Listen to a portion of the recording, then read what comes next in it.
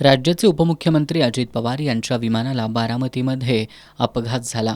या अपघातामध्ये अजित पवार यांच्यासह एकूण 5 जणांचा मृत्यू झाला. या विमान अपघात प्रकरणाचा एअर ॲक्सिडेंट इन्व्हेस्टिगेशन ब्युरोकडून तपास सुरू आहे. मात्र चौकशीबाबत कोणतीच प्राथमिक माहिती समोर येत नसल्यानं आमदार रोहित पवारांसह अनेकांनी संताप व्यक्त केलाय.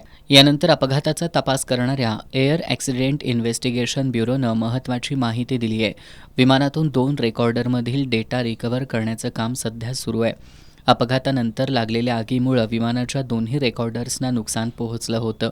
असे असूनही त्यापैकी L3 रेकॉर्डरमधून काही डेटा मिळवण्यात यश आल्याचं ब्युरोनं सांगितलं. ज्या देशात हे विमान बनवले होते त्या देशातील अधिकृत प्रतिनिधींकडूनही तांत्रिक मदतीची मागणी करण्यात आली आहे. तपास प्रक्रिया आंतरराष्ट्रीय मानकांनुसार आणि पूर्णपणे पुरावेनिष्ठ पद्धतीनं केली जाते. त्यामुळे सध्या तर्कवितर्क करण्याऐवजी तपास प्रक्रियेवर विश्वास ठेवण्याचं आवाहन ब्युरोनं केलंय.